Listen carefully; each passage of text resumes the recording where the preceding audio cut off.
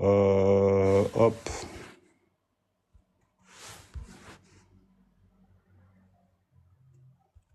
hop, effet, on ferme.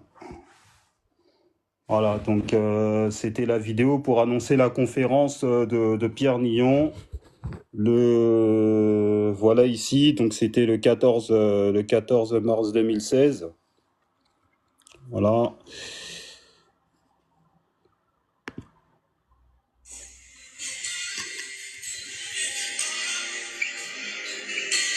Donc avant, j'étais dans le montage vidéo un peu beaucoup même.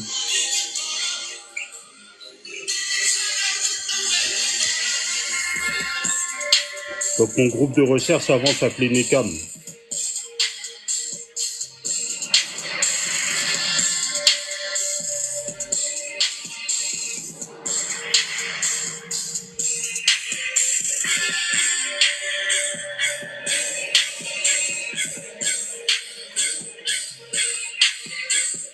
Il a proposé le premier monothéisme. Il explique qu'il a été initié directement par Dieu. Vous avez entendu? On va parler de la révélation qu'il a reçue. La musique, là, on entend un peu mal. Ah. Il va essayer de mettre la religion. Je ne peux pas changer la musique, malheureusement. C'est pas la religion à proprement parler, c'est la spiritualité. La religion, c'est fait Oh, il faut répéter pour nous, Bakem. Ah, ok. Du coup, tu peux répéter, ou bien ça va être long. Bah, je vais vous répéter en direct, mais de toute manière, on va le voir dans les détails. Donc, par rapport à la conférence de Pierre Nillon. Donc, Pierre Nillon, par rapport à ses études, de toute manière, on va le voir ensemble. Il dit que Akhenaton a été inspiré directement par Dieu. Donc, il a reçu une révélation. D'accord? Ça, c'est le postulat de Pierre Nillon. Et ensuite, lui, ce qu'il a voulu restaurer, c'est la spiritualité dans le cœur des Égyptiens qui a été complètement morte.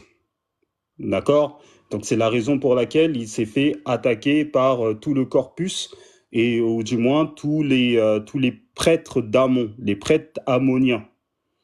Et ça a été difficile pour les prêtres d'Amon d'accepter cela parce que lui, à l'époque, Akhenaton était le pharaon.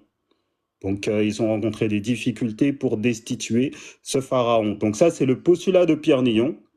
Et effectivement, dans ce live-là, on va rentrer dans les détails à travers ce livre. On est à peine une dizaine de personnes à l'avoir, d'accord?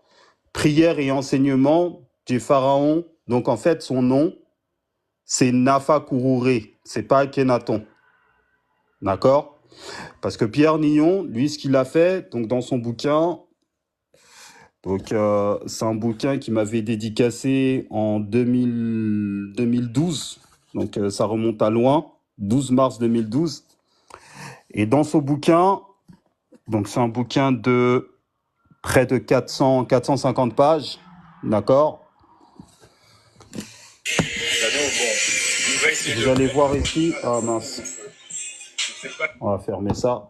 Et vous allez voir ici, là ce qu'on va étudier ensemble, en partie 2, hein, d'accord? On va étudier ensemble cette partie-là, d'accord? La réforme religieuse de Nafakururé, donc d'Akhenaton, ou la naissance historique du monothéisme en Afrique. Ok? Donc cette partie-là, ça va vous intéresser. Ok? Et ensuite, on passera directement à la dernière partie, donc l'étude des 13 colonnes sur la prière et les enseignements pharaoniques de Nafakururé, donc d'Akhenaton.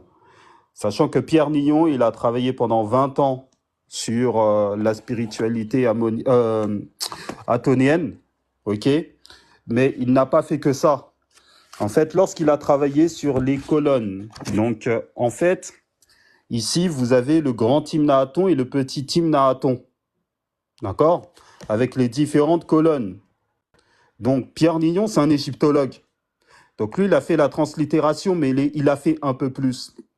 C'est-à-dire de la translittération, il a fait également la vocalisation en langue négro-africaine avec des linguistes de l'Afrique de l'Ouest.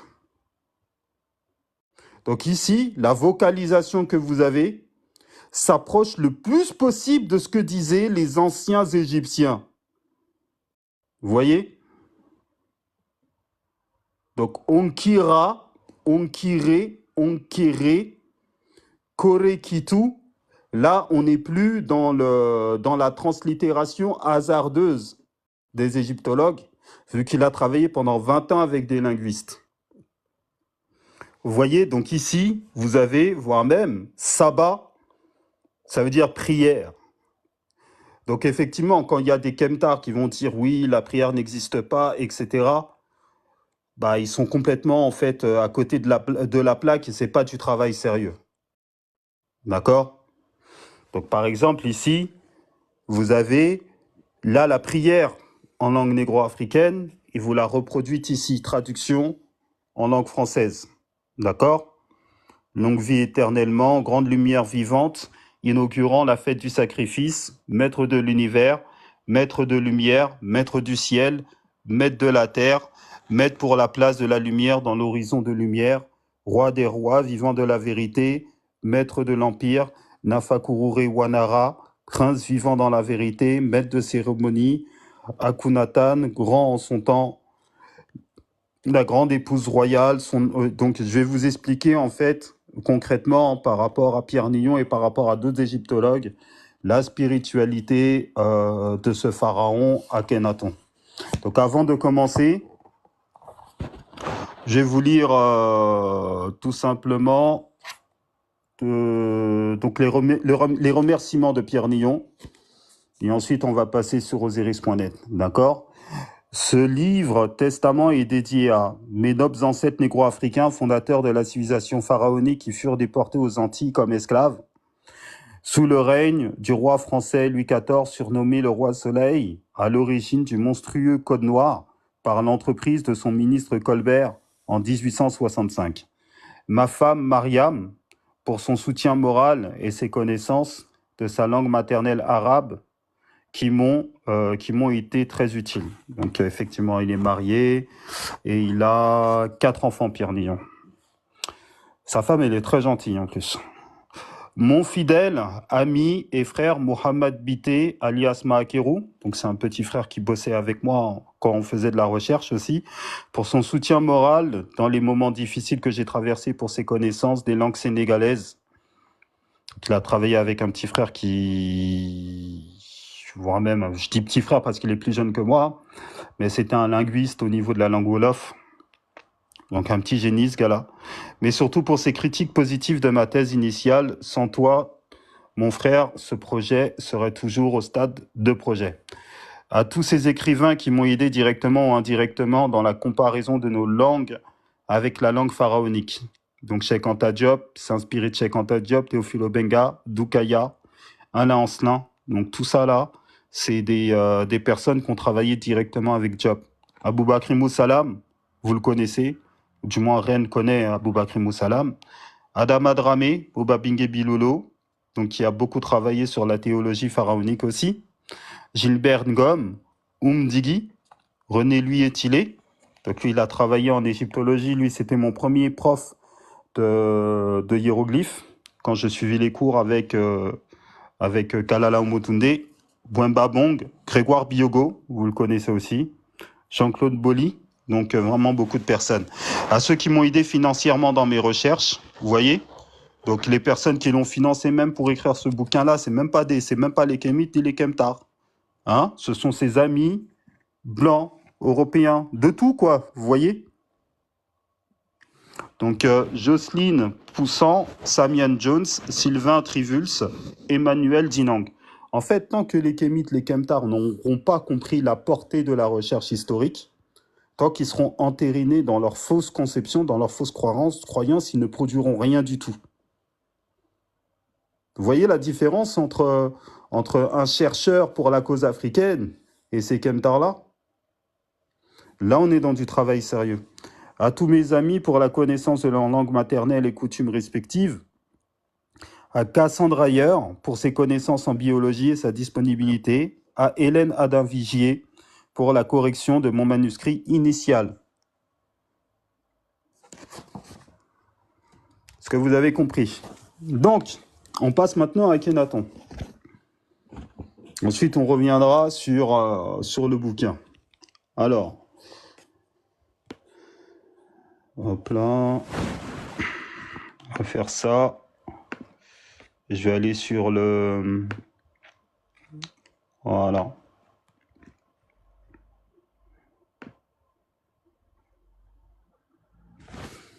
Donc, on est toujours sur le site. Allez sur ce site-là, osiris.net. Donc, en fait, c'est un site de vulgarisation. OK? Mais c'est bien si vous voulez voir des images et des descriptions. Vous n'avez pas trop d'explications. Donc, moi, j'utilise ce site-là pour habiller mon live. OK? Ce qui est bien, c'est que vous avez aussi la représentation des tombes, des différents pharaons, des reines et des princes. Vous voyez? Avec les différentes villes. Vous avez même la reconstitution des tombes en 3D, en 3 dimensions. Donc, si vous souhaitez un peu visiter les tombes de l'Égypte antique, vous voyez ici, vous avez la reconstitution de la tombe de Ramsès I. Ici, de Haï, du prêtre Haï. De prêtre Haï qui a une grande responsabilité aussi dans l'histoire d'Akhenaton. D'accord? On en parlera du prêtre Haï. OK? Regardez, par exemple, je vous montre la reconstitution de l'une de sa tombe. Vous voyez, donc vous avez la possibilité de visiter en 3D. Donc là, vous marchez, vous marchez, vous marchez. L'entrée, upright, pen, walk.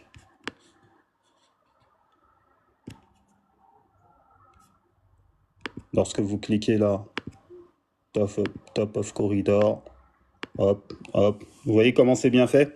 Et je pense que quand je vais faire de l'égyptologie avec vous, bah, comme je suis en train de faire en ce moment, quand on étudiera quelques tombes, eh bien, je vous montrerai comme ça en 3D. Et je vous expliquerai aussi les choses en même temps. OK?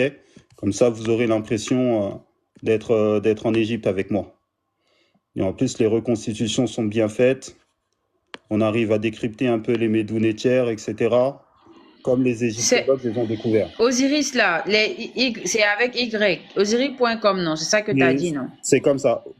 Voilà, Osiris.net. Osiris.net. Visitez ce site, hein.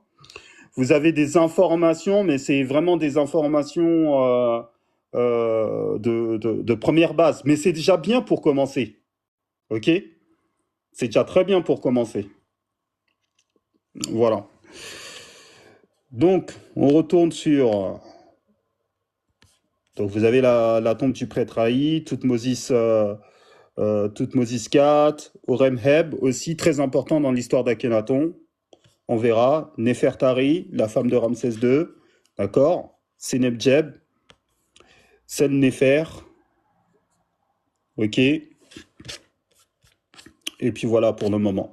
Alors, on est parti. Je lis. Il y a des choses que je vais zapper, hein, lorsque c'est pas très intéressant. L'époque amarnienne est une des plus passionnantes et une des époques les plus passionnantes de l'Égypte ancienne. C'est aussi une de celles qui a suscité le plus de travaux et de controverses. Ok.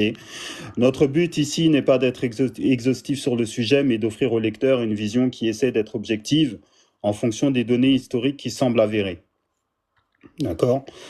De nombreux points restent néanmoins sujets à discussion ou à interprétation. Avec le règne du pharaon Akhenaton, le vieux pays d'Égypte va connaître une exceptionnelle période de bouleversement, tout à fait, et une des expériences spirituelles et religieuses les plus fascinantes de l'histoire de l'humanité. Ok. Envoyez le live au petit Tony, là. Sous l'impulsion du pharaon Amenhotep, donc le nom en fait d'Akhenaton, c'était Amenhotep IV. D'accord? Donc quand il était jeune, il était encore sous le culte d'Amon. Ok? C'est Amenhotep IV qui va devenir Akhenaton. Ok? Quand il va créer la religion d'Aton. Akhenaton est de sa belle et célèbre épouse Néfertiti. Ok? Donc ici, vous avez l'image d'Akhenaton et sa femme, Néfertiti. D'accord? Ce que l'on a coutume d'appeler l'hérésie amarnienne, du nom de sa capitale Amarna. où l'expérience amarnienne va tenter de bouleverser les croyances traditionnelles d'une civilisation multimillénaire. Donc là, au niveau du bouleversement, d'accord, des croyances qui étaient déjà installées en Égypte antique, ça c'est faux, on le verra. On rentrera un peu plus dans les détails. Il s'agit d'un sujet à la mode et de nombreux ouvrages paraissent régulièrement sur Akhenaton et Nefertiti, de qualité variable et qui reflètent hélas souvent plus les rêves de leurs auteurs que la réalité de la documentation. Quand encore les protagonistes ne sont pas complètement désacralisés dans des réclames pour savonnettes ou autres, mais même chez les égyptologues, l'évocation de cette période entraîne des réactions aux prises de position souvent passionnées, tant les questions sont sous-tendues, sont importantes pour l'histoire religieuse et l'histoire des idées en général. Il faut dire que la personnalité du roi Akhenaton, ainsi que la signification et la portée de son action et de sa pensée, ont été très diversement appréciées. Ainsi, à la fin du XIXe siècle, le grand égyptologue anglais Sir Flinders Petrie, le premier à avoir compris l'importance historique d'Akhenaton, le décrivait à la fois comme le premier monothéiste. Donc on va voir si Akhenaton était vraiment monothéiste, ok, à l'aide des hiéroglyphes et de sa spiritualité, et le premier individu de l'histoire et écrivait: un homme qui fut incontestablement un génie et qui parvint à broyer la carapace millénaire des habitudes, des superstitions et des conventions de la société, est un courageusement tête à la puissance du clergé et des autres dignitaires. Ok. Freud, dans L'homme Moïse et la religion monothéiste, voyait une filiation entre le prophète et le roi. De nos jours, beaucoup d'historiens plus matérialistes ont renversé du tout au tout ce jugement et nombreux sont ceux qui considèrent Akhenaton comme un tyran, un despote fanatique, voire un malade mental, est un athée. On va voir que ça c'est faux.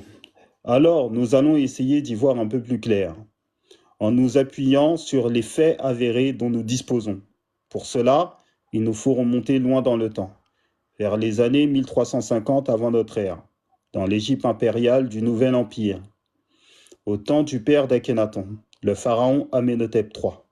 Donc ici, dans l'histoire d'Akhenaton, il faut s'arrêter sur son père. Parce que son père, donc là je vous cite par rapport à mes connaissances, par rapport aussi au travail de Pierre Nillon, en fait, le père d'Akhenaton lui-même était déjà en train de faire une pré-réforme par rapport à ce qui se passait. À son époque, il y avait commencé à apparaître beaucoup de turpitudes en Égypte antique. Parce que l'Égypte antique, il faut bien vous mettre en tête, c'est par rapport à la narration égyptologique, c'est 3000 ans d'histoire. Même plus, 3500 ans d'histoire.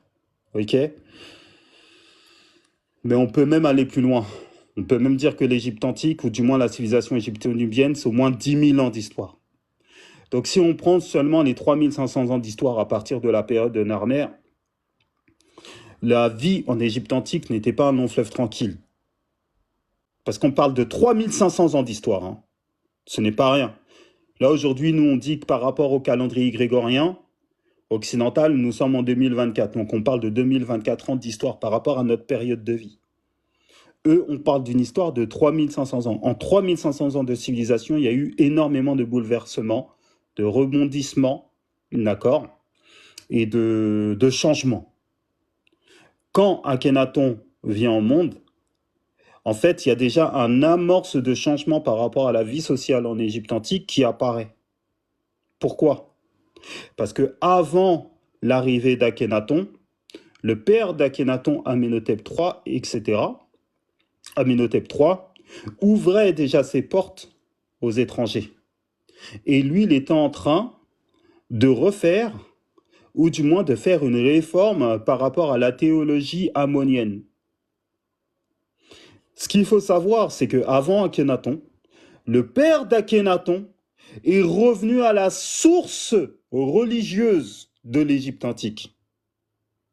La source religieuse de l'Égypte antique, il s'est appuyé sur la spiritualité solaire, la spiritualité de Ra, où Ra était attribué comme le dieu unique. Et il a voulu remettre Ra au départ. Ra au sommet de tous les Nétérous qui gambadaient en Égypte antique.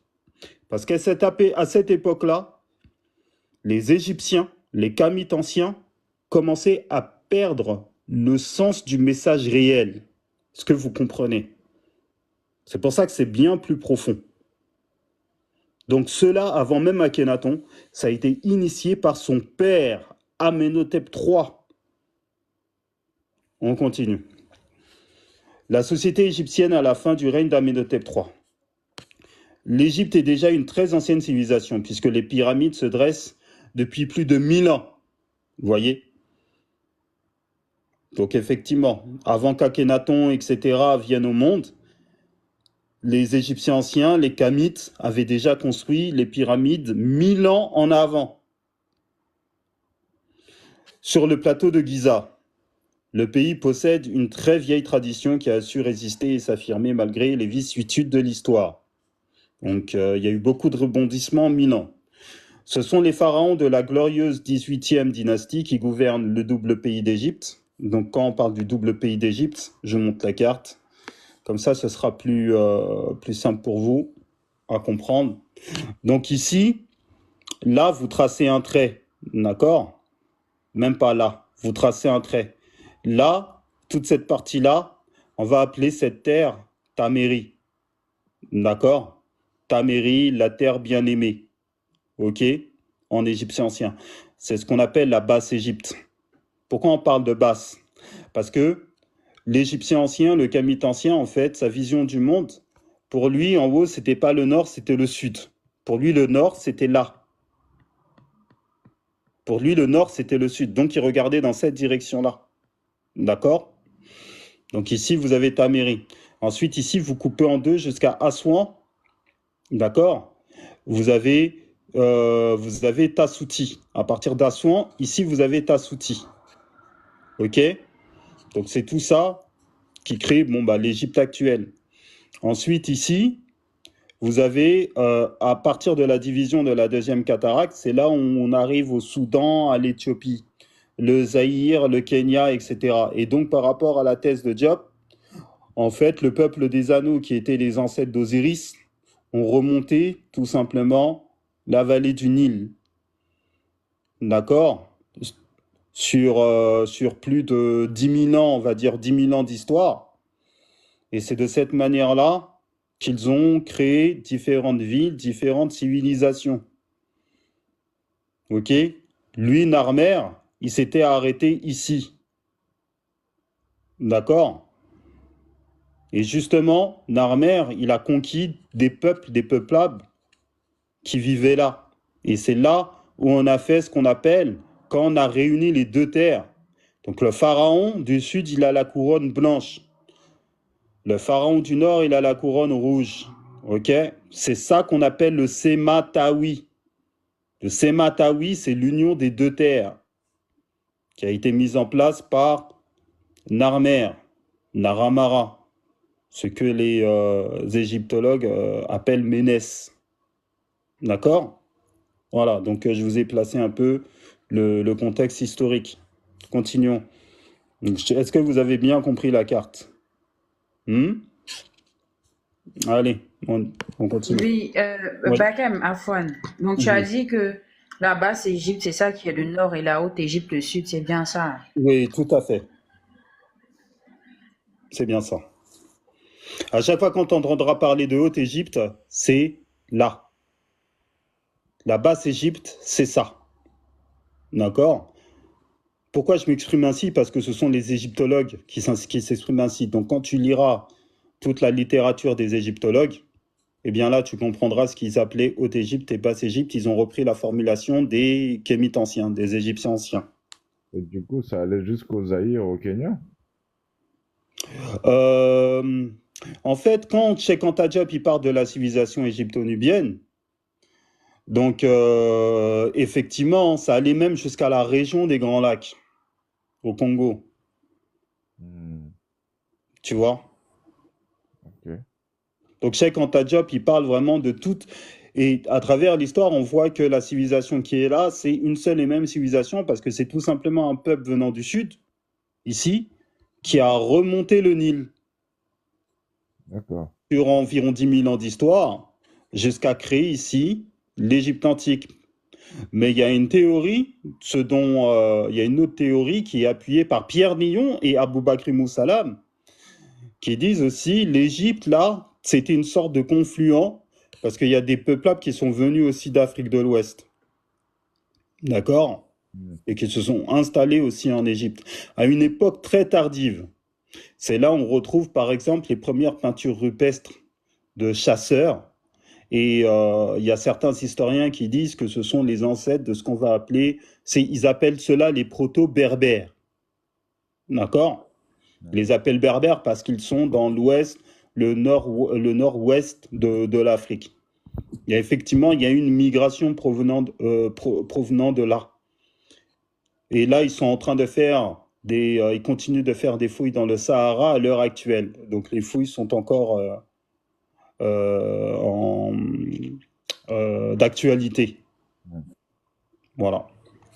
Donc on continue. Ce sont les pharaons, donc tout ça j'ai lu. Cette occupation du pays a laissé des marques profondes dans l'imaginaire collectif. Et c'est pour se garantir de nouvelles invasions que l'Égypte s'est constituée un immense empire qui s'étend depuis la 4e cataracte du Nil, dans l'actuel Soudan, jusqu'à l'Euphrate et à la limite de l'Anatolie. C'est ce que je vous ai expliqué tout à l'heure.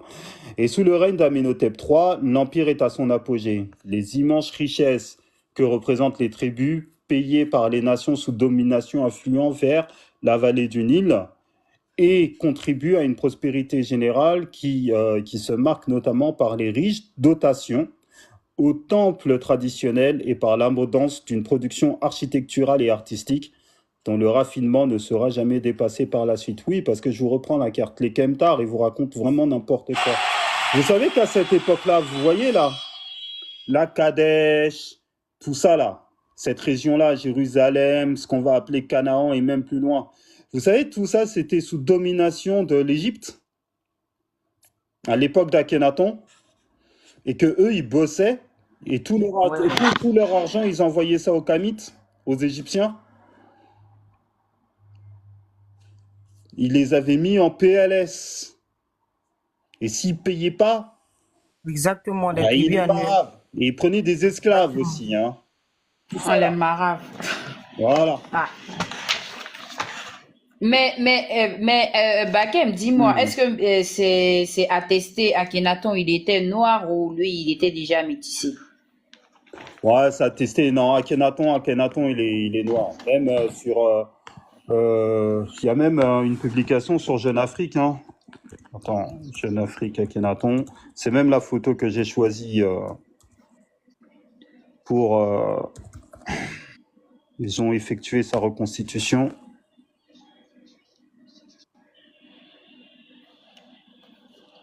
Sa femme. Oh mince. Attendez, on va faire un truc.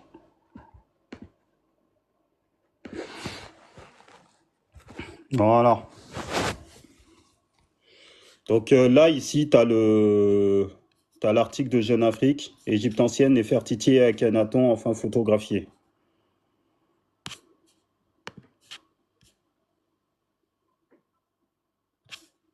Voilà, donc je te laisse lire l'article si tu le souhaites.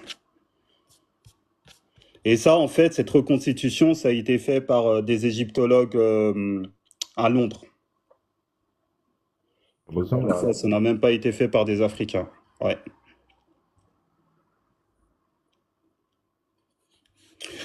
Alors, on continue. Hop.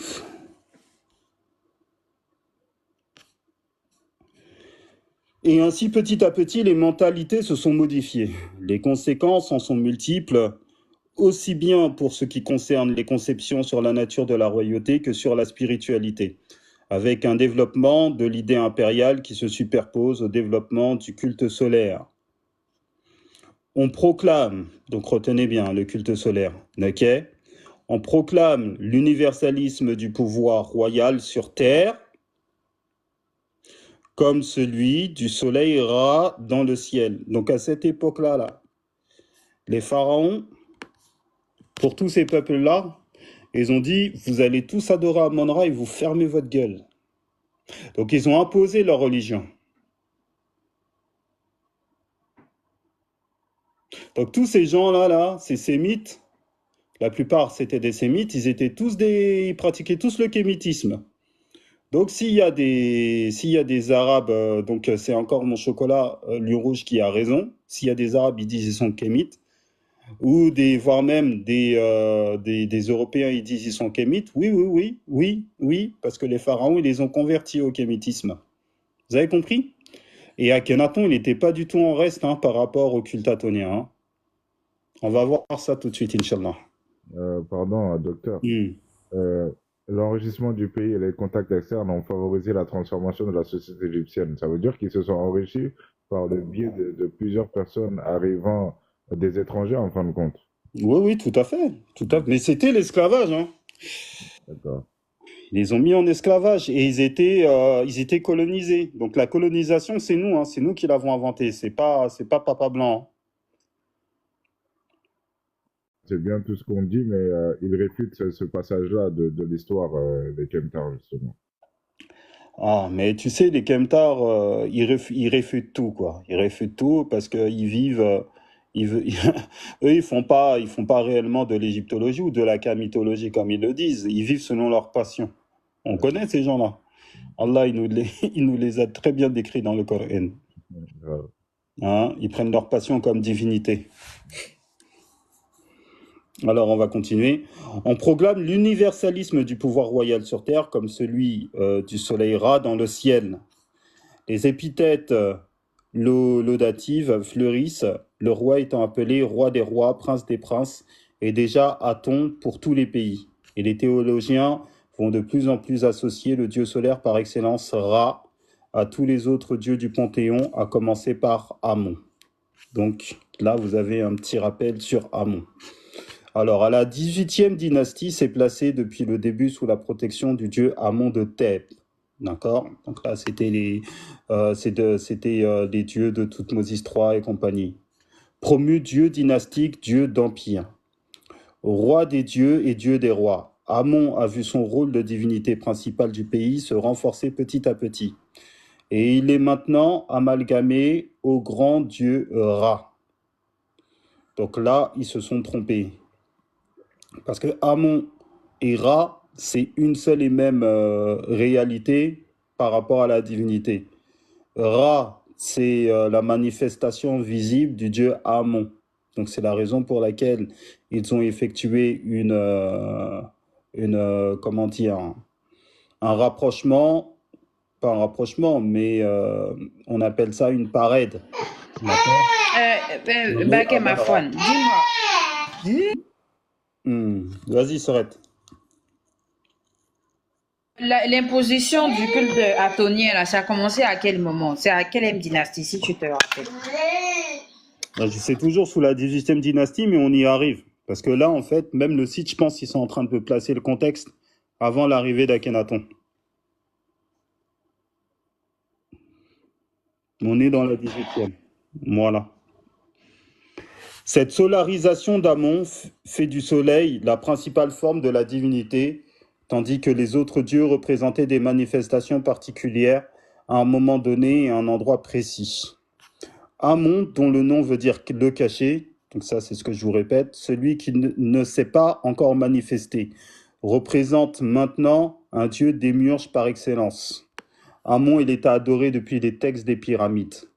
D'accord? Depuis moins 2000 et quelques avant notre ère. Un dieu 2700. Un dieu qui a créé et qui recrée chaque jour le monde. Il est de plus en plus considéré comme l'un dans lequel le tout est contenu. Effectivement. Cette interprétation qui consiste à faire dériver le multiple de l'un s'impose progressivement dans les classes dominantes et chez les lettrés, de plus en plus nombreux. Elle s'inscrit typiquement dans la tradition et la mentalité égyptienne. Il ne viendrait à l'esprit de personne à ce moment de vouloir effacer, renier d'autres entités divines pour autant. Parce qu'en fait, à cette époque-là, toutes les divinités étaient les membres d'Amon. Voilà. Dans cette théologie, on a affaire à un Dieu unique et multiple. Ce que je vous ai expliqué hier.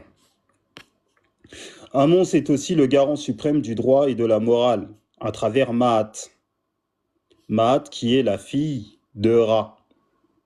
Ra, manifestation visible du Dieu Amon invisible, dont la volonté se manifeste par des oracles, notamment par ce qu'il rend aux fidèles qui le consultent lors de ses sorties en procession des jours de grandes fêtes. Donc on a étudié ensemble la fête de la vallée. D'accord ? Inutile de dire que ces spéculations passent largement au-dessus de la tête du fidèle de base, et d'ailleurs, aucun effort de vulgarisation n'a jamais été entrepris pour essayer d'expliquer ces conceptions à un peuple misérable qui avait bien d'autres soucis beaucoup plus concrets et qui faisait largement confiance au petit Dieu et génie qui veillait sur sa vie quotidienne. Toutefois, Amon n'est pas resté uniquement un dieu officiel et lointain. Il a su gagner la confiance de nombreux Égyptiens qui ont fait leur Dieu personnel, leur interlocuteur divin privilégié. À cette période se développe progressivement une nouvelle conception des rapports entre les dieux et les hommes que Jan Assmann appelle la nouvelle théologie de la volonté divine. Elle accompagne l'émergence d'une forme de piété personnelle. En fait, il y a eu tout simplement une nouvelle lorsqu'ils ont remis Amon en place, c'est lorsque l'Égypte antique a traversé une période intermédiaire qui était très néfaste pour l'Égypte. Donc c'était juste après, parce que là on est au Nouvel Empire, et c'était juste après l'attaque des Hyksos, lorsque les Hyksos on marave les Kamites. Donc ils ont remis à la surface le dieu Amon, car c'est par cette divinité qu'ils ont pu s'en sortir par rapport aux Hyksos, avec les pharaons Amosé et Kamosé. Vous comprenez? Donc peut-être on parlera de cette période trouble, de l'attaque des Hyksos dans les détails.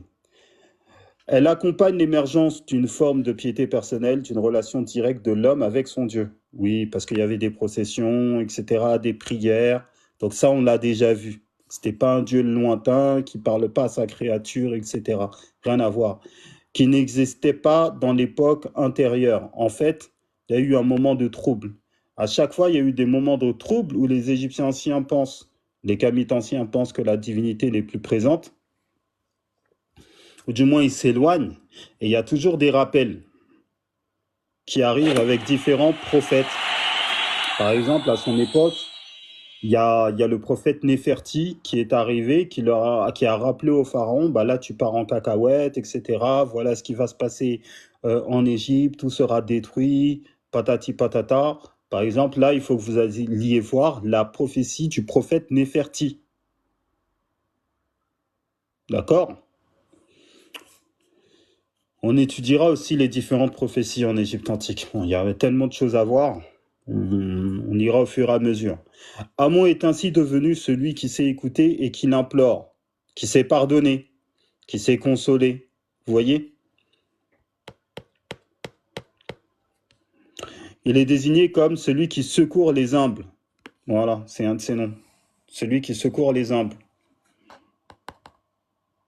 Ah, les Kemtars. Hein, Reine? Ils disent que Dieu, il parle pas. Ah, Il est en là, tout il est dans cas, le vent. pour un Dieu qui parle pas, il a beaucoup parlé. Je vous ai dit, c'est une pipelette. Celui qui donne la force aux malheureux. Vous voyez? On peut le prier, le fléchir. Il pardonne les fautes. Si on peut justifier d'une conduite irréprochable, si, comme le disent les textes, on a suivi le chemin de Mahat. Voilà. Et Kemtar, si vous suivez Mahat, votre Dieu Amon, il va vous pardonner. Si vous faites fait, il va vous foutre en enfer, dans la place de l'anéantissement.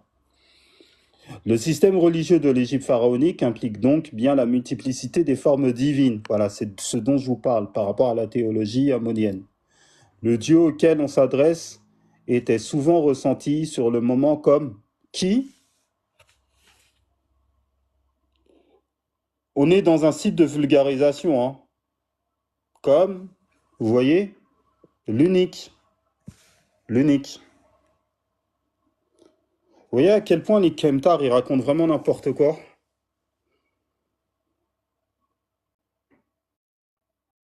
Au courant de tout ça. Ils Non, connaissent ils savent Boukhara. pas. Wallah, ils savent pas. Ils connaissent pas, en fait. C'est pour ça que, moi, en fait, ils me font pitié, hein. Ils me font pitié. Ils sont trop ignorants sur... On m'a dit, c'est nous, on fait pitié. Oh. Comme il nous vit là. Ah, tonton Soma, il faut le laisser même. Ah là là là là. Au sens où tout autre s'efface devant lui. Je vais relire ça. Le système religieux de l'Égypte pharaonique implique donc bien la multiplicité des formes divines. Le Dieu auquel on s'adresse était souvent ressenti sur le moment comme l'unique, au sens où tout autre s'efface devant lui. Ça vous fait penser à quoi, ça? L'unique au sens où tout autre s'efface devant lui, ça vous fait penser à quoi? Ikhlas. Voilà, Ah, Kul Huwallahu Ahad. Surtout, exactement. C'est Ikhlas. Ouais. Ah, les Kemtar. Pour autant, les autres ne sont pas niés, le fidèle se tournant vers celui qui est le plus proche, le Dieu de son village. Parce que dans la théologie ammonienne, les autres dieux sont ses hypostases. Celui sous la protection duquel ses parents l'ont placé en choisissant son nom. Et là, vous allez comprendre pourquoi Akhenaton, là on y arrive. Donc ils ont bien fait par rapport au site de vulgarisation, vous voyez. Pour autant, les autres ne sont pas niés. Le fidèle se tournant sur celui qui est le plus proche, le Dieu de son village, celui sous la protection duquel ses parents l'ont placé en choisissant son nom. Françoise Dunant, historienne des religions. Là, vous allez comprendre davantage. Il faut dire ici un mot de la déesse Maat. Donc là, il y a une petite photo, Maat, représentée ici. Maat est le fondement de la compréhension du système religieux et de la société égyptienne. La Maat, c'est le monde organisé, l'ordre, la stabilité, la justice qui règne. Maat, c'est l'équilibre entre les forces antagonistes qui gouvernent le monde. L'univers apparaît comme une machine harmonieuse, réglée selon les lois, donc les lois du cosmos, les lois de l'univers, c'est ce que je vous ai expliqué hier, qui établissent un équilibre dynamique entre mais Bakem, dis-moi, Oui. Afwan, dis-moi, pourquoi, sachant que la maths, c'était surtout une notion, pourquoi définir en tant que fille, en fait? C'est ça moi qui me tracasse dans tout ça. Bah en fait, c'était la conception des anciens Égyptiens parce qu'ils ont considéré qu'il y avait des formes. En fait, il y avait des forces positives et des forces neutres. Maat, quand il parle d'une force neutre, il parle d'une force féminine. Donc, ils lui ont donné un sexe. Lorsqu'on parle d'une force positive, on parle d'une force masculine. C'était leur conception.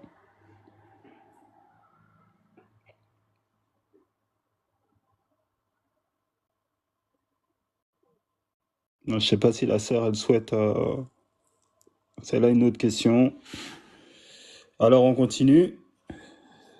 L'univers apparaît comme une machine harmonieuse, harmonieusement réglée selon ces lois qui établissent un équilibre dynamique entre les mondes lointains des dieux et la solidarité sociale du monde des hommes dont Pharaon a la responsabilité.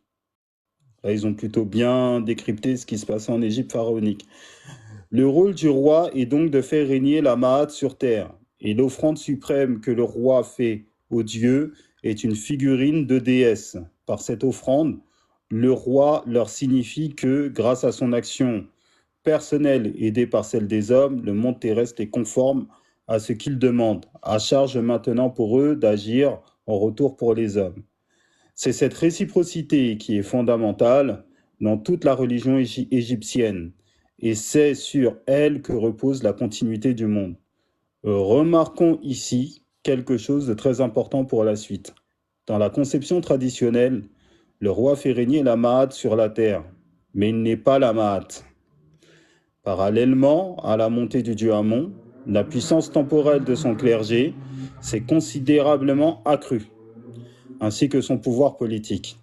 Pour s'en convaincre, il n'est que de regarder la magnificence du temple de Karnak. C'est le temple dont je vous parle souvent. À chaque souverain, où chaque souverain avec cœur a laissé sa marque par des travaux architecturaux et les listes impressionnantes de dons divers qu'il recevait.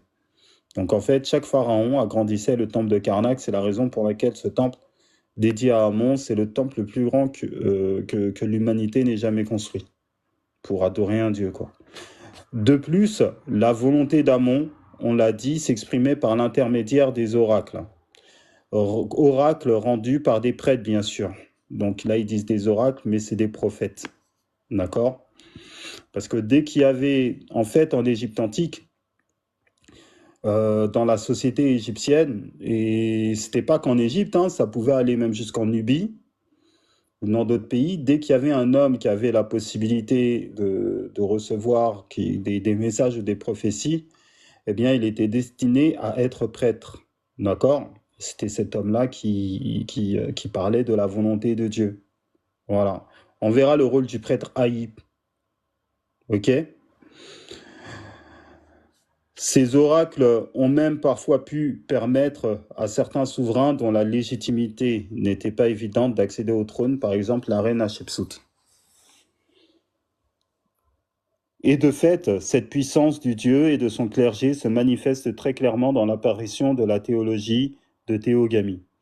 Le pharaon va apparaître non plus comme le fils de son père et de sa mère, mais comme le fils de sa mère et d'Amon qui s'est incarné dans son père.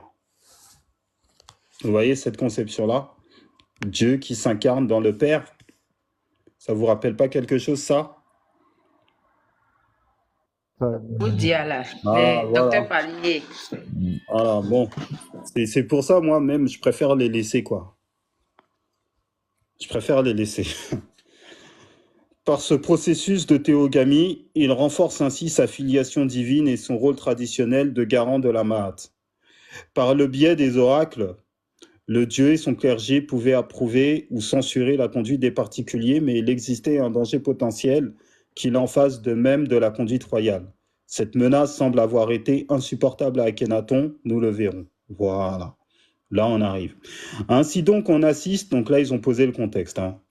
Ainsi donc on assiste à cette époque à une consécration du dieu Amon-Ra, et parallèlement à une reviviscence des cultes et des dévotions solaires. Donc les cultes et dévotions solaires qui avaient été mises en place par le père d'Akhenaton. C'est ce que j'étais en train de vous parler. En particulier dans la famille royale. Et c'est dans ce contexte d'un dieu Amon triomphant que le dieu Aton va faire son apparition. On parle d'Aton maintenant. Donc Aton. Qui est ce dieu Aton, qui sera le centre de la réforme d'Akhenaton qu'Akhenaton essaiera d'imposer? En fait, ce n'est pas un dieu nouveau. Vous allez apprendre beaucoup là. Ce n'est pas un dieu nouveau. Car on trouve mention de son nom dans les textes des pyramides.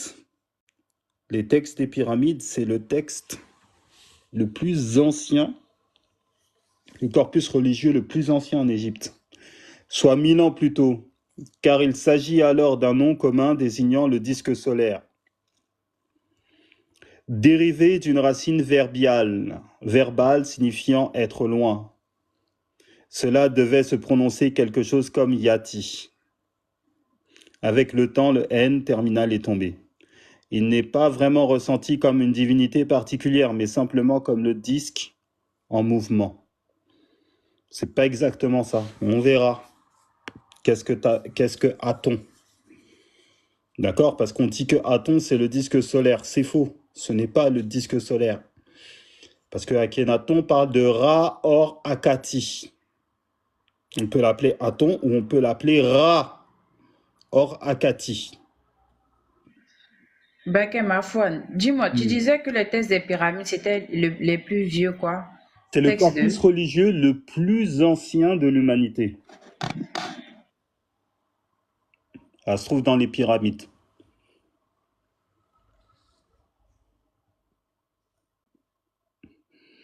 C'est la première fois on entend parler du Dieu, pas on entend parler du Dieu unique, mais par rapport à une attestation historique à l'heure actuelle. Après, l'histoire est en mouvement, hein, c'est là où on parle d'un Dieu unique.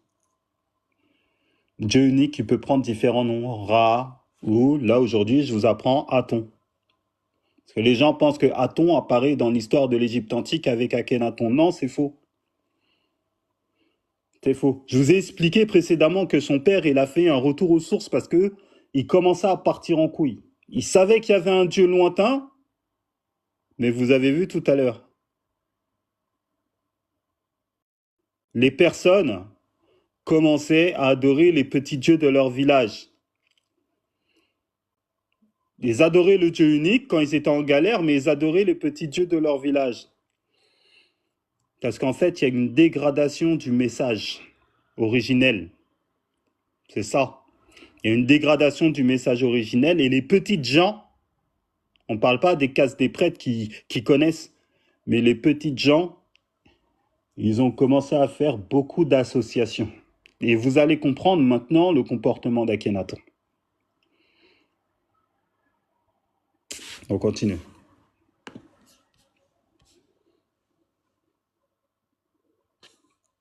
C'est pour ça qu'Akhenaton lui-même, il a commencé à casser les statues. Alors, il n'est pas vraiment ressenti comme une divinité particulière, mais simplement comme le disque en mouvement. Nous avons vu sous le règne du père d'Akhenaton, Amenhotep III, le dieu Amon est considéré de plus en plus comme une manifestation du soleil sous la forme d'Amon-Ra. On considère maintenant qu'il accomplit en tant qu'Aton. Vous voyez? Amon-Ra, Aton. Le disque solaire visible partout et par tous, son périple céleste, et qu'il lancèrent de ce fait tout l'univers de sa puissance et y insuffle la vie. Dans l'expression pas Aton Ankh. Le mot Ankh égale vie. Le pas, c'est le tout, c'est l'univers. Aton embrasse tout. En fait, c'était pour dire là, les différents traits que vous voyez ici. C'est pour dire Aton qui était considéré comme Dieu, d'accord, un autre nom de Dieu. En fait, Aton, c'est-à-dire celui qui accorde la miséricorde à tout le monde. C'est pour ça que la représentation, c'est pour ça que sur la représentation, ici, on voit des bras tendus. D'accord? À tous. Il accorde la miséricorde à tous, il accorde la vie à tous. C'est pour ça que par moment, dans certaines représentations d'Aton, ici, vous pouvez voir la croix de Ankh, qui veut dire la vie. C'est pour ça qu'on va le voir plus tard que Akhenaton, lorsqu'il a construit Akhenaton, il a voulu que toute l'humanité, je répète bien, hein, il a voulu que toute l'humanité vienne prier à Akhenaton. Tous! Car il est considéré comme le dieu de l'univers. Donc Akhenaton, c'était leur Mecca. À l'époque, on le verra. Je vais vous montrer aussi le temple, tout à l'heure. Akhenaton. Akhenaton, ça veut dire l'horizon d'Aton. Mais quand on dit Akhet, c'est l'horizon. Et ensuite Aton. D'accord? Mais quand on parle de l'horizon, on parle de la plénitude, on parle de l'univers. Voilà. Pour traduire la différence entre le disque et les objets traditionnels de culte, tels que les statues qui sont inertes et donc sans intérêt. C'est pourquoi il faut peut-être voir dans l'Aton la lumière, source de vie, qui est dans le soleil, qui a été si génialement représenté par les rayons se terminant par des mains. Pendant toute la 18e dynastie, cette dynamique solaire universelle est mise en parallèle avec le pouvoir royal, qui est lui aussi de plus en plus considéré comme universel. Il y a là une sorte de retour en arrière vers l'ancien empire. Parce qu'à la base, effectivement, lorsqu'on parle de Ra, en fait, dès le départ de l'Égypte antique, ils étaient déjà en train de prôner un Dieu unique. Maintenant, tout va dépendre des modalités d'adoration. C'est ça qui va varier, qui va changer avec le temps. Une sorte de néo-héliopolitanisme religieux de la nouvelle théologie solaire. À partir du règne de Thoutmôsis IV, un règne charnière pour de nombreuses choses, s'y associe une volonté politique de retour à la toute-puissance monarchique des temps les plus anciens. Donc comme ils étaient paumés, ils ont essayé de revenir sur les textes de leurs ancêtres les plus lointains pour se souvenir des paroles du Dieu. Progressivement, on voit une relation de plus en plus forte se nouer entre Aton et le roi. Ainsi, quand Amenhotep III, donc le père d'Akhenaton, sort de son palais, c'est Aton qui se lève à l'horizon. Quand il marche sur les pays étrangers, c'est Aton qui parcourt le ciel. Et un vizir a pu se décrire comme étant celui qui contemple le disque en son horizon, c'est-à-dire le roi dans son palais. Cette montée d'Aton sous Amenhotep III est aussi attestée par le nom d'Aton et resplendissant, donné à un des palais à la barque royale d'Apara. Donc quand vous voyez Aton ceci, Aton cela, ce sont les caractéristiques de ce dieu. Un des corps d'armée d'Égypte prend également le nom d'Aton. Donc là, ils essaient de faire leur tawhid là. On assiste aussi à une multiplication de colosses à l'effigie du souverain. Ces colosses représentent une matérialisation du divin du roi, et ils sont l'objet d'un culte. Cette tendance se poursuivra sous Akhenaton conformément à l'idée que celui-ci se faisait de sa fonction. Ainsi, Aton est déjà bien présent à la fin du règne d'Amenhotep III. Vous voyez? Donc, Akhenaton n'a rien inventé. Il a repris ce que son père était déjà en train de faire. C'est ce que je vous disais en amont. Et là, ils sont en train de le confirmer, donc tant mieux. Notons, donc ils ont raison plutôt. Notons, et c'est important, que la dévotion solaire de ce souverain est très différente de ce que sera celle d'Akhenaton. Le roi continue à participer au grand voyage diurne et nocturne du soleil et aide celui-ci à renaître au matin après avoir vaincu ses ennemis du monde souterrain et notamment le serpent Apophis. Donc, il parle d'Aton, etc., mais continue d'effectuer le culte d'Amon, son père. Ok. Amenhotep IV, Akhenaton monte sur le trône. Voilà. Donc là, vous avez vraiment le contexte historique. Voilà où nous sommes lorsqu'à l'an 1352 avant Jésus-Christ, un grand malheur frappe le double pays d'Égypte. Le pharaon Amenhotep, le troisième, vient de mourir. Après 70 jours de rituel, il a été inhumé en grande pompe dans son apogée de la vallée des rois. Et c'est son fils aîné, survivant, qui va monter sur le trône. D'accord? Donc ici, Akhenaton. Vous avez sa représentation ici. Il faut savoir que Akhenaton, il a commencé à être initié dès l'âge de 3 ans.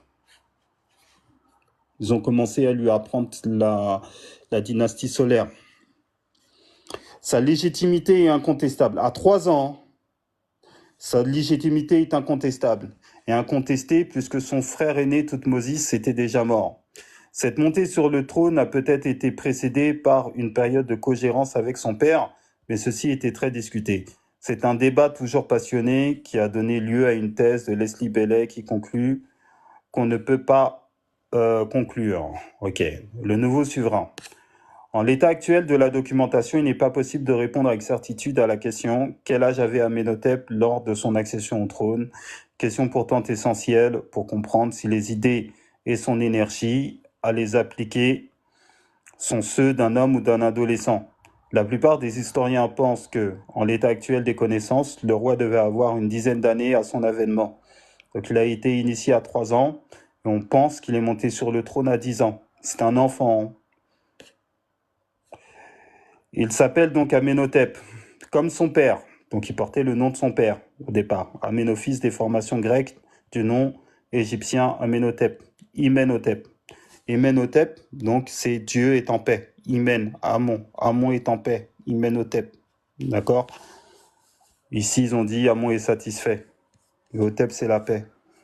Cette dénomination fait donc directement référence au dieu Amon. Ok? L'enfance du roi. Nous ne savons pratiquement rien sur la jeunesse de celui qui deviendra le pharaon Amenhotep IV. Ce dont on est sûr, c'est qu'elle s'est déroulée à une période de réelle crise du polythéisme. Vous l'avez là. Comme si les Égyptiens n'arrivaient plus tout d'un coup à gérer leur immense monde divin et avaient éprouvé la nécessité d'insister sur l'unité du divin. Vous voyez? Donc, ils se sont retrouvés complètement paumés. Et qu'est-ce que Dieu fait lorsqu'un peuple se retrouve paumé comme ça? Qu'est-ce qu'il fait? Je leur envoie un messager Voilà. pour les rappeler. Voilà. En fait, c'est toujours le même schéma hein, dans différentes civilisations. Hein. Continuons. Plus sur la diversité des dieux, notamment en redonnant une place de choix aux très anciens cultes solaires. Revenez au message initial. Certains lettrés minoritaires allaient même très loin en rejetant comme autant de superstitions les arcanes compliqués de la religion traditionnelle au profit d'une interprétation d'esprit rationaliste qui privilégiait la seule réalité visible. Voilà. Voilà. Donc ils étaient à un point de ce que les chemtars sont en train de nous faire à l'heure actuelle sur le net.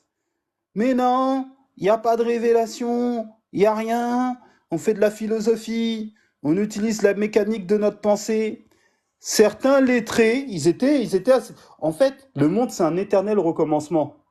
Certains lettrés minoritaires allaient même très loin en rejetant comme autant de superstitions les arcanes compliqués de la religion traditionnelle. Ouais, tout ça, c'est... Nos ancêtres faisaient des contes d'anciens, etc.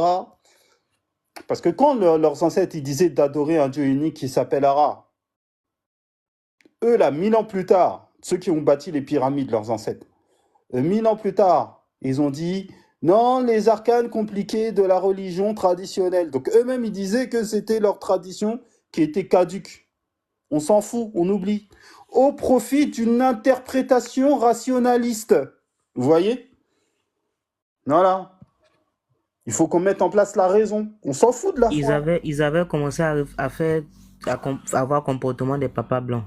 Voilà, exactement. Exactement. C'est ça qui privilégie la seule réalité visible. Vous allez bien? Ça va, Tony. Hein? Ah, ça y est, t'es sur le live là. Tu vois? Ça va, Tony, papa de promesse, Kemta? hein. Ça va, ça va. J'ai vu 2, 3 de tes vidéos là. Oh là là, ils sont dans la merde. On continue, on continue. Alors, ce mouvement de pensée a été qualifié de phénoménologie par le grand spécialiste de la religion égyptienne, Yann Assman. Et Yann Assman, j'ai lu son livre, je crois que je l'ai oublié chez ma mère, un livre de 700 pages. Quand j'ai terminé Yann Assman, c'est là où vraiment j'ai été calé vraiment en égyptologie. 700 pages sur toute la religion égyptienne. Il faut que je retrouve, je crois que c'est dans la cave de chez ma mère. Il faut que je retrouve ce livre-là parce que j'avais surligné plein de choses, sinon je vais le racheter, quoi. Mais là, j'ai pas envie de relire 700 pages que j'avais déjà lues auparavant. Enfin bref. Mais en tout cas, retenez bien Yann Assman. Mobabingue Bilolo travaille beaucoup sur Yann Assman. Effectivement, cet égyptologue allemand, il est fort. Il aboutit à rejeter tout ce qui est construction intellectuelle. Spéculation théologique et mythe. Donc voilà ce qu'ils ont cherché à faire. De la spéculation théologique et des mythes. C'est exactement ce que les chemtars font. Ou spiritualité. La foi n'a rien à faire. Voilà. Voilà. Allahu Akbar. Voilà la phrase des chemtars aussi. La foi n'a rien à faire dans un tel système. Vous voyez dans quel contexte l'ancienne Kémet était?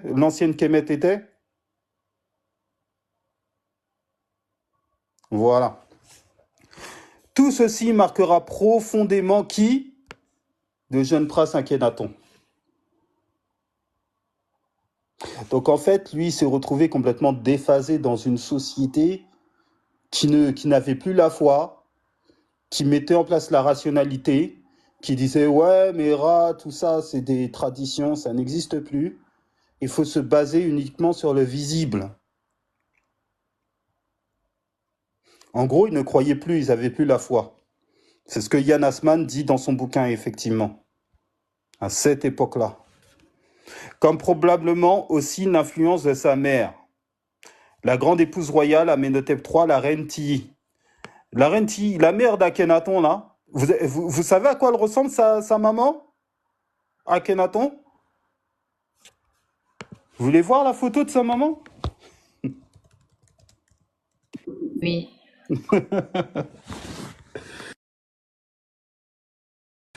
Attendez, je vous montre bien. Voilà la maman d'Akhenaton. Vous voyez? Une vraie négresse. Elle Afro, ressemble à, etc.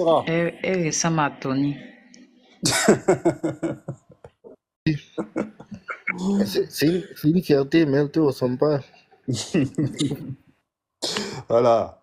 Elle, c'est sa Quand on maman. dit femme terrible, on me dit c'est fierté, Yako. Oui, Ah, quand je vois la photo là que vous avez mis, oh, mais vous m'avez tué. En fait, c'est une réponse à leur image noire arabe, en fait.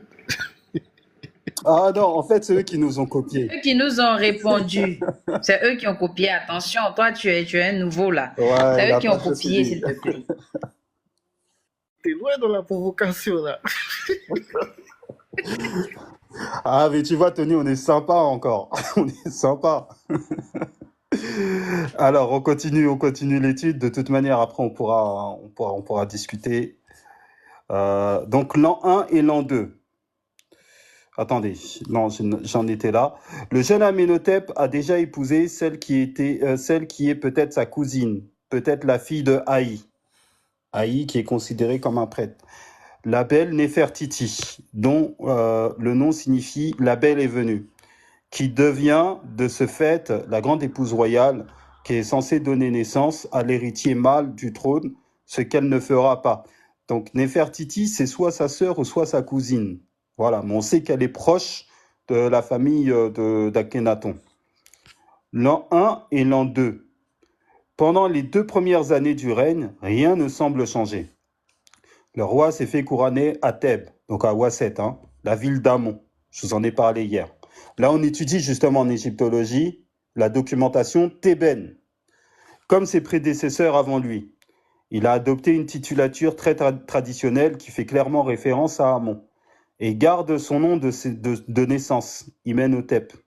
Donc Amon, Dieu est en paix. Ces très rares représentations, à n'avoir été détruite, adopte le canon traditionnel.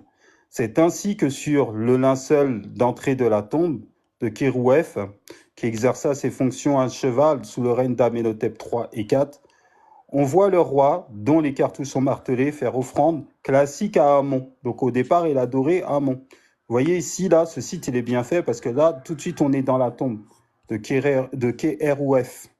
D'accord? Donc, je vous laisse aller visiter le site osiris.net.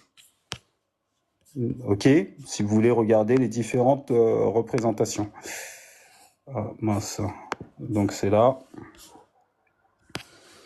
Cependant, donc Akhenaton, il faisait le culte d'Amon. Voilà. Vous voyez, Akhenaton, il est là. Quand il était jeune. Vous voyez? Et là, il est en train de... On voit pas très bien, mais c'est là, effectivement, on voit que ici, vous reconnaissez le dieu Amon. D'accord? Donc, il est en train de faire le culte d'Amon ici, quand il était à Amenhotep. Donc là, c'était quand il était en train de subir son initiation. OK? Amon, Amon-Ra. Alors, des choses commencent à bouger. Attendez. Voilà. Cependant, dès cette époque, il a donc entre 11 et 12 ans. Donc, il le rappelle ici. Donc, il a été initié très, très tôt.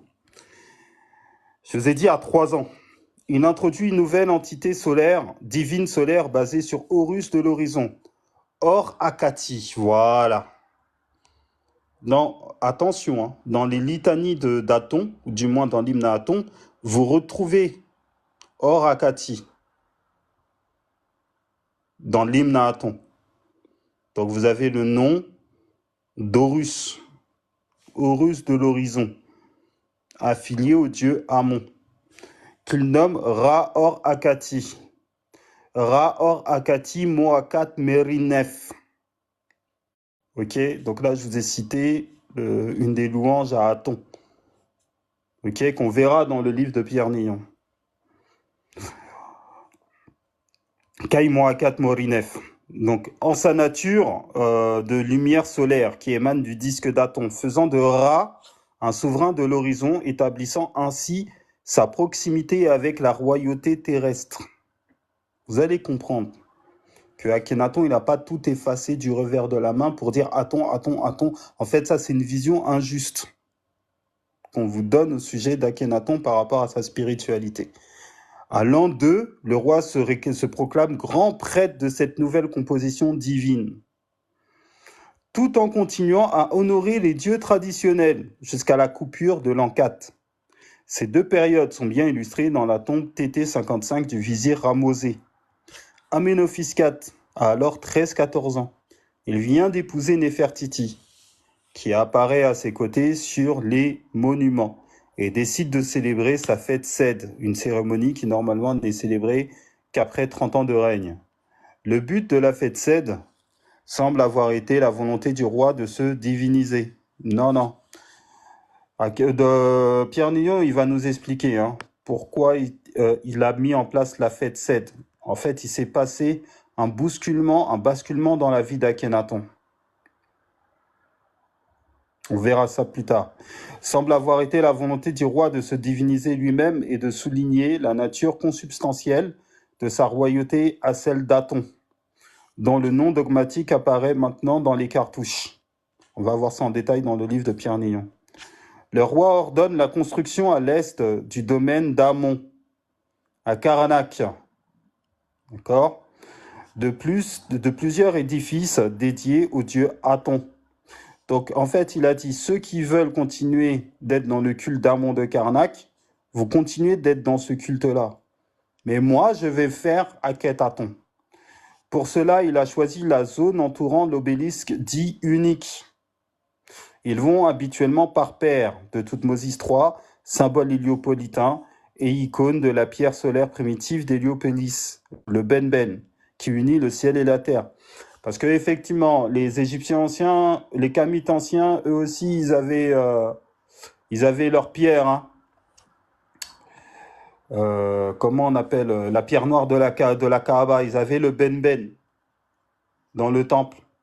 Et ils disaient que c'est le Benben, qui est une pierre noire aussi, qui unit le ciel et la terre. Vous voyez, la pierre solaire primitive d'Héliopolis, le Benben. Est-ce que j'ai des images de Benben même? Attends, Benben, Égypte. Vous avez leur pierre noire? Pierre. Image. Voilà. C'est ça. La pyramide noire, le Benben. Il faisait un petit dessin de mat. Et ça, il le mettait à l'entrée du temple. Où il le mettait sur une obélisque.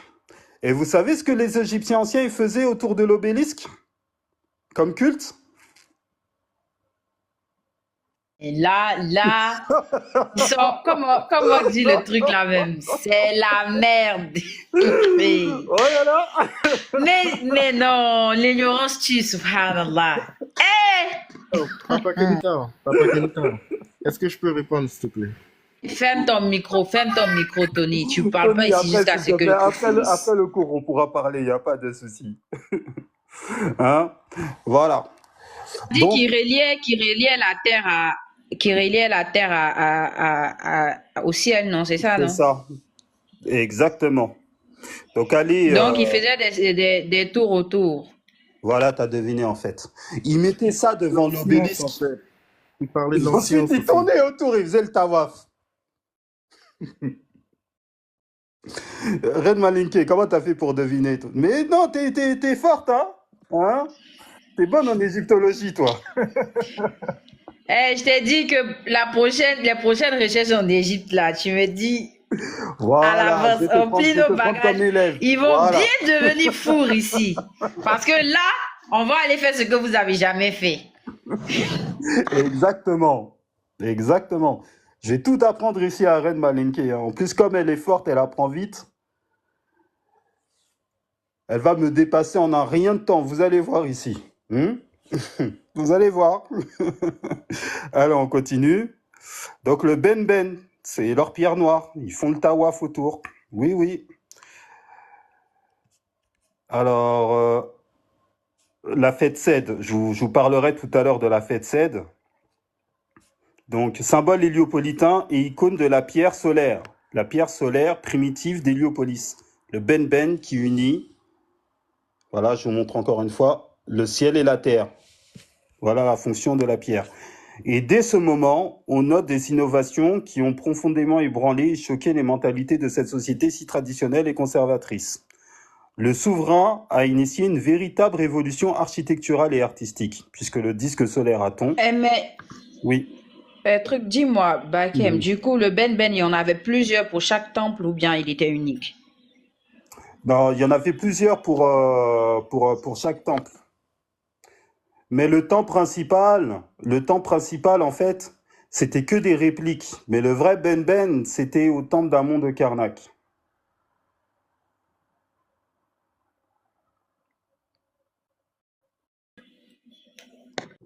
Voilà. Il disait que c'était une pierre sacrée. Donc c'est la raison pour laquelle ils l'ont mis là. En fait, ce sont les ancêtres d'Akhenaton qui ont mis là depuis les temps des pyramides. Ils ont mis cette pierre. D'accord. Voilà.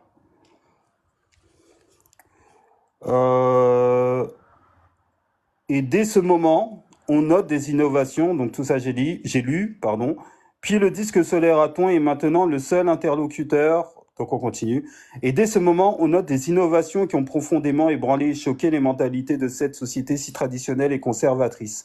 Le souverain a initié une véritable révolution architecturale et artistique, puisque le disque solaire Aton est maintenant le seul interlocuteur du prêtre unique Akhenaton.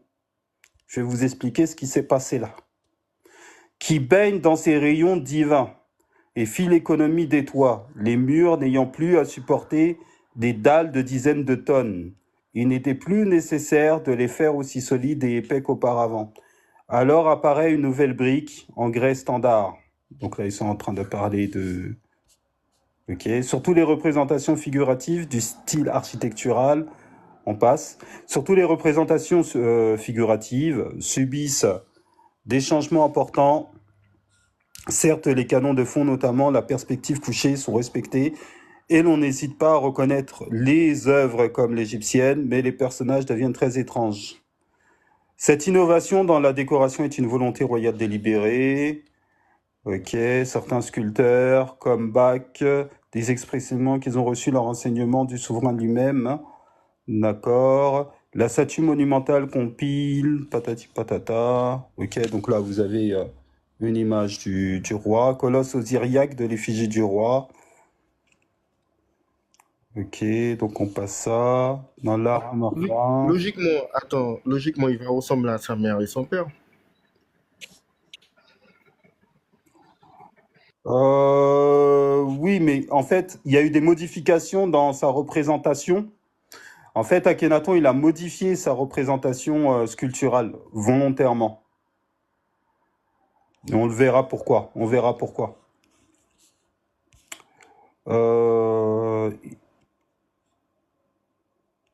Il est probable que le roi a donné l'ordre de modification des caractéristiques physiques de la famille royale.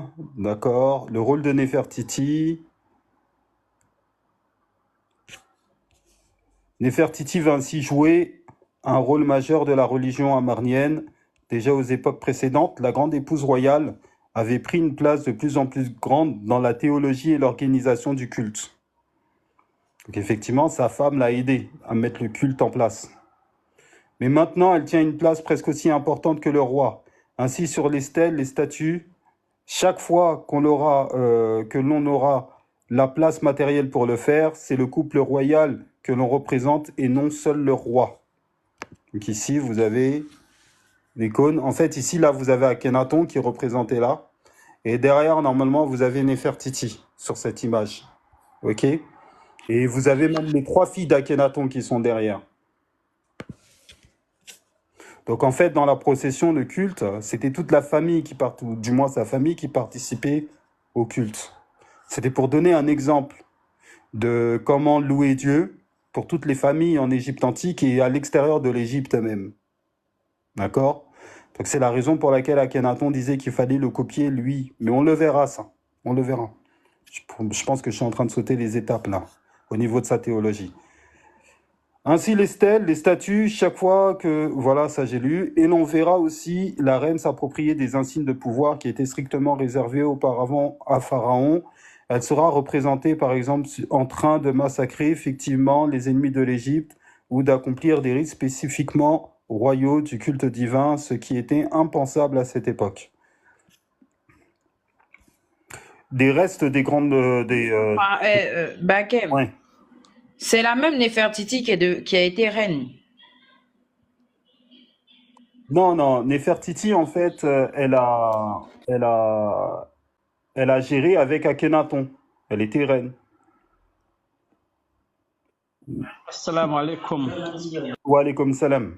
Elle n'a pas été reine toute seule. Wa alaykoum salam wa rahmatullahi wa Non, barakatuh. c'est Hatshepsut. Elle n'a pas régné toute seule. Non, elle n'a pas régné toute seule. Ah, ok. Et c'est Hatshepsut qui a régné toute seule et Cléopâtre aussi, chez les Ptolémées. Il n'y avait que 2 reines en Égypte qui ont régné toutes seules. Hatshepsut Attends. et Cléopâtre. Attends, me dis pas ça, quand même. Me dis Ah pas oui. ça. Ah oui. Attends. On dit matriarcat, chez vous là-bas, la femme est derrière. Chez nous, les femmes étaient reines. Que quoi? C'est pas possible. Ils peuvent pas nous dire ça. Ah là là là là là. Non, mais les Mais qu'ils Keltars, ils se insultent sont matin, inventés un midi, monde. soir, là. C'est eux qui sont venus rendre les femmes reines, quoi. Voilà, c'est ça. Ok. Ils se sont inventés un monde. Docteur Tony a Attends. duré ici. Tony a duré ici. Non, il faut le Attends, laisser. mais Il faut même remercier Tony aujourd'hui, hein. Parce que hier, il a tellement parlé d'Akhenaton. Après, je me suis dit, bon, bah, c'est vrai que j'ai jamais parlé d'Akhenaton. On va un peu parler de lui. Il faut le remercier, hein. Ouais, je S'il le avait pas remercie, insisté, mais je n'aurais pas pensé aujourd'hui. il a pris le sujet hier dans un autre panel. On l'a humilié là-bas d'une façon historique. Il ne va pas l'oublier de sitôt. Tony, c'est bien ce que j'ai dit? oui, mais en fait, on voit Akhenaton, il est représenté, il a une femme en fait, il n'a pas 4 femmes. Et tout ça, ça existait avant l'histoire de Moïse qui a ouvert la mer en deux. Tu vois, aucun des pharaons va te parler de... Bon, tu descends. Tu vas aller écouter en bas là-bas. Oh, laisse-le. Voilà, c'est ça, il voulait éviter. Non, parce que j'ai pas Non, encore on est en terminé plein le cours. coup, il Il va me reste venir nous encore parler de une page à lire. Moïse. Mais Non, je vais le c'est... faire en 2 parties, hein, parce que c'est assez long. Mais Reine, Faire le cours en 2 parce que parties. depuis hier, je le dis, il n'a qu'à oublier Moïse, mais c'est quoi? C'est dans son cerveau. Hier, il était sur notre panel, bon, on lui a repoussé et puis humilié sans comprendre ce qu'il voulait dire, de telle sorte que on a insulté Akhenaton de tous les noms à cause de lui. Bon, donc c'est une autre histoire. Il faut le faire remonter. Il est là pour apprendre. Écoutons les bêtises qu'il a à dire. Mais grâce à lui, comme le docteur a dit, on peut avoir aussi beaucoup de leçons à apprendre de lui. C'est un mal nécessaire. Donc on continue.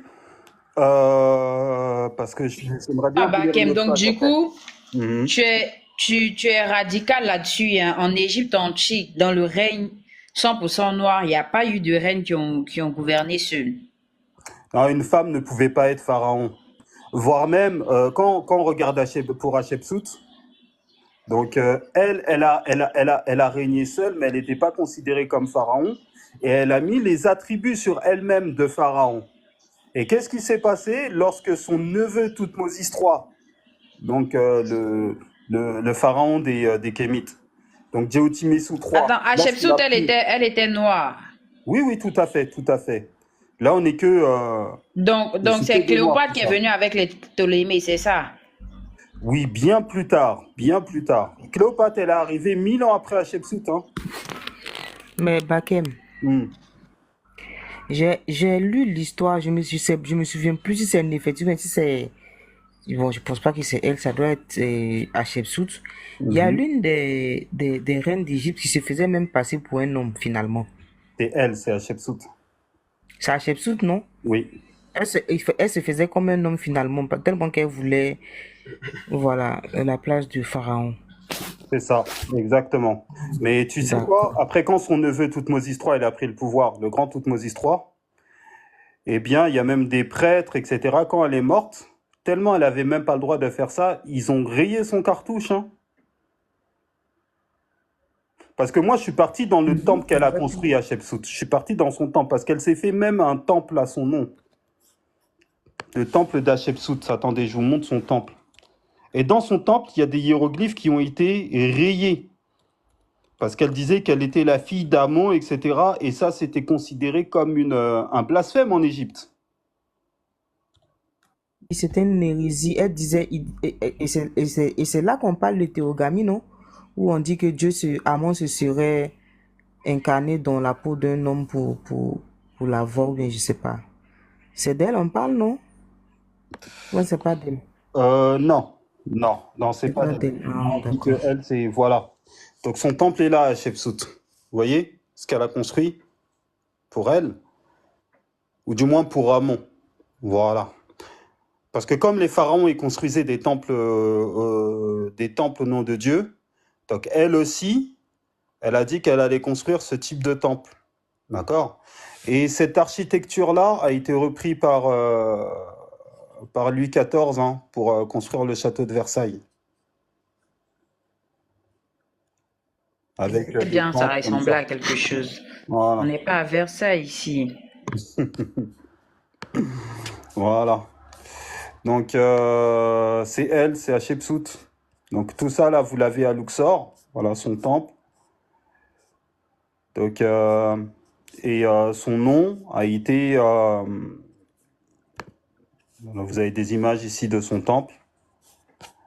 Je pense que j'ai des vidéos. À l'occasion, je vous mettrai des vidéos de quand j'étais dans son temple et comment son nom a été rayé par, par la génération de Toutmoses III parce qu'elle n'avait pas le droit de faire ça. Vous voyez, elle s'est représentée ici. Vous voyez ici? Elle s'est représentée ici avec les attributs des pharaons, donc des hommes. La barbe postiche, etc. Et c'était une femme. Voilà. Et là, c'est sa tête de femme. Elle est là, Hatshepsut. Et son corps est exposé au musée du Caire, son corps, à Hatshepsut. Vous voyez? Donc, c'était à cette époque-là. Regarde dans son temple. Tu vois, Reine Malinké, c'est qui m'a posé la question si elle était noire? Je sais pas, j'ai oublié. Si, c'est moi. Voilà. Et voilà, les Égyptiens, etc., ses serviteurs qui étaient dans son temple. Et donc... Ça ne doit même pas être une question. Hein. Ah, La noirceur, ouais, la noirceur de Pharaon. Mais comme je fais des cours aussi pour les débutants, en fait, là, c'est cours intermédiaires. Donc, je prends aussi les questions. En plus, Reine Malinké, là, c'est ma suivante. Hein? C'est elle qui va vous faire l'égyptologie après. Moi, je n'ai pas confiance. Il faut mettre Reine Soninké. Je préfère Reine Soninké là-bas. De toute façon, c'est moi-même il est chanceux. Le Malinké là, moi, je n'ai pas confiance.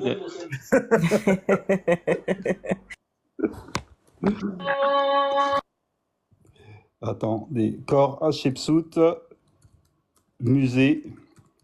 Parce qu'au musée du Caire, pardon, il y a le corps de Ramsès II, le corps d'Hatshepsut et le corps de Toutmoses III. Au musée du Caire, voilà. Vous voyez? Donc moi, je suis parti, j'ai visité. Alors, je crois que c'est celui-ci, c'est peut-être... je crois que c'est Toutmoses III qui repose ici. Et ça, pour la mentalité égyptienne, c'était un gros sacrilège. Attendez.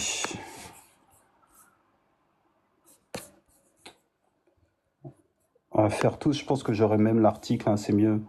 Où se trouve la momie d'Hatshepsut, tombeau vallée des rois, la momie oubliée de la reine Hatshepsut. Enfin bref, là je perds un peu de temps, mais faites votre recherche. Vous allez voir que son corps est bien au musée du Caire, quoi. Et vous pouvez la visiter. Donc là, c'est lorsqu'ils ont retrouvé son corps. Musée du Caire, image. En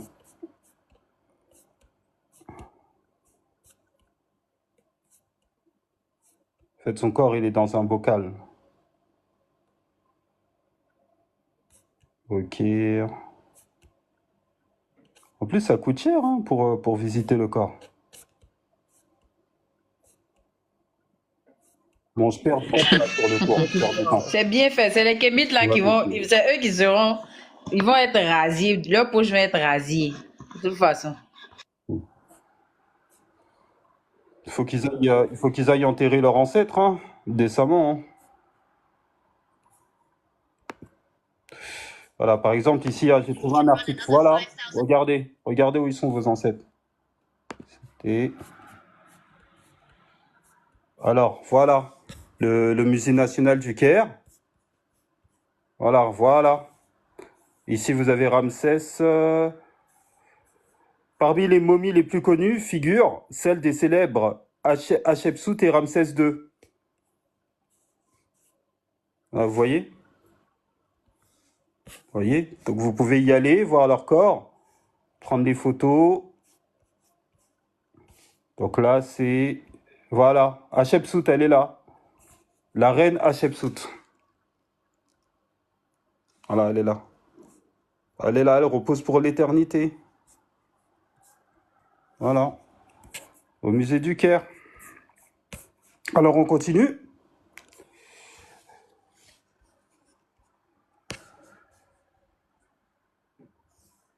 Alors... docteur, on a un grand historien là qui te demande les questions là, monsieur MKMBA, c'est un grand historien, il faut lui répondre. Ah, tout à l'heure. Les questions, ce sera vraiment tout à l'heure. Il faut vraiment que je termine ça. Après, on passera à la partie des questions. Alors, jusqu'à la 4e année de son règne... On va lire tout de suite le départ pour Amarna.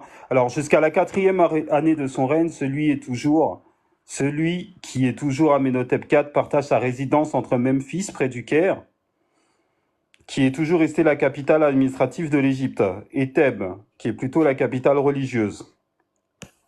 À l'évidence, il conçoit dès le début de l'État égyptien comme une théocratie dont Aton est le souverain et lui-même le représentant sur Terre. Donc il y avait son dieu Aton et Akhenaton qui était le représentant d'Aton sur Terre. Pendant cette période, il s'emploie donc à développer le culte de son dieu Aton et parallèlement à essayer de reprendre son profit administratif, l'administration du domaine d'Amon. Donc il n'a pas interdit le culte d'Amon. Aussi bien pour casser la dynamique religieuse du grand dieu que pour essayer de réduire la puissance temporelle de son clergé et aussi pour récupérer les immenses richesses d'Amon dont il a besoin pour son programme de grands travaux. Car en effet, à partir de l'an 4, le roi décide de rompre franchement avec Thèbes. Donc il s'y est pris progressivement. Ceci, mais il devait convaincre d'abord les prêtres, certains grands prêtres d'Amon, à changer le culte et à venir officier chez lui à Akhenaton. Il va choisir d'édifier une nouvelle capitale, d'accord ? En Moyenne-Égypte, à mi-chemin entre Thèbes et Memphis, sur le site connu actuellement sous le nom de Tel El Armana, donc en égyptien ancien c'est Akhenaton, ou simplement Armana. Cet endroit est également plus proche d'Akim, d'où l'on suppose que sont originaires les parents de la reine. Le roi nous explique comment il aurait choisi cet endroit. Écoutez bien, hein, donc voilà. Donc c'est ici qu'il a choisi de bâtir son temple. Le roi nous explique comment il aurait choisi cet endroit. Écoutez, hein. Écoutez. Et lisez bien. Il a été guidé par Aton lui-même.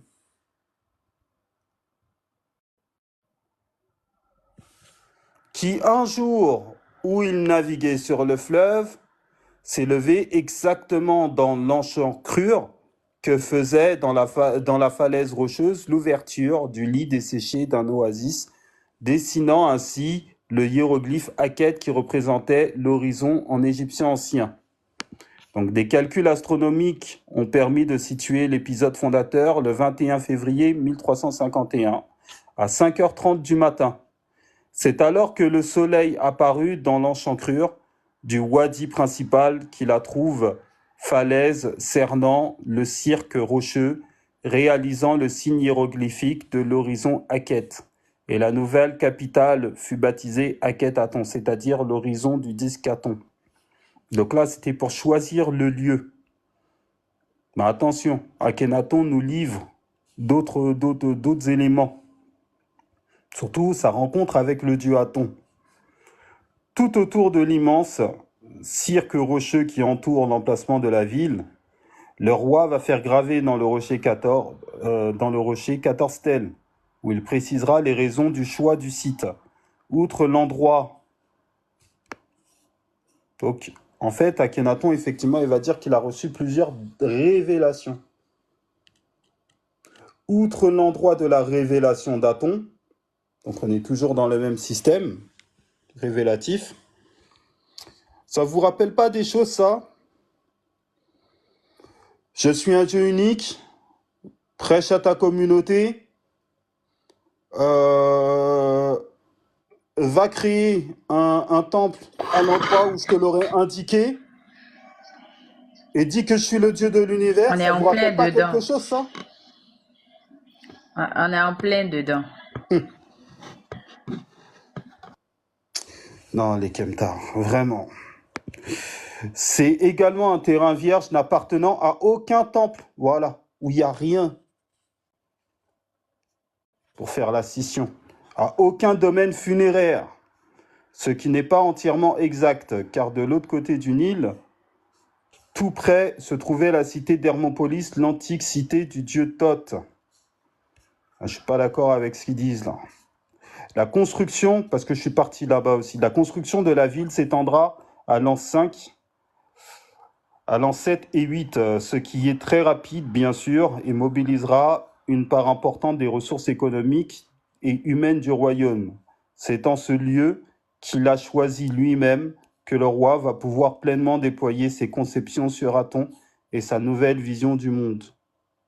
Alors, le site Amarna Project est consacré à une reconstitution en 3D de la ville. Non, bah, c'est génial, attendez, on va voir s'ils ont terminé la reconstruction 3D d'Akhenaton. Oh, c'est que des petites maquettes. Ok. Bon, on revient ici. Et de toute manière, à la page 2, je voulais vous lire la page 2. Donc ici, là, ce qui est bien, c'est que vous avez Amarna vue d'artiste, une vidéo intéressante. D'accord? Donc vous avez une sorte de reconstitution en 3D de tel est l'Armana, vue d'au-dessus. Et là, en fait, c'est la vue panoramique qu'on a découvert donc en Égypte, après avoir fait les fouilles. D'accord? d'Akhenaton. Donc c'était une ville. Donc c'était une ville, hein. D'accord? Vous avez le temple. Donc ici, vous avez le temple. Je pense qu'il est là, le temple d'Aton. Mais tout le monde vivait dans cette ville. Donc vous avez le temple pour faire la prière, etc. Et ensuite, plus les activités économiques, etc. de la ville. OK? Et cette ville, elle se voulait cosmopolite. D'accord? Donc on le verra, je pense qu'on verra cela en deuxième partie. Donc Akhenaton et la cour à Akhenaton. Je pense que je vais vous lire ça demain parce que sinon ça va être trop long.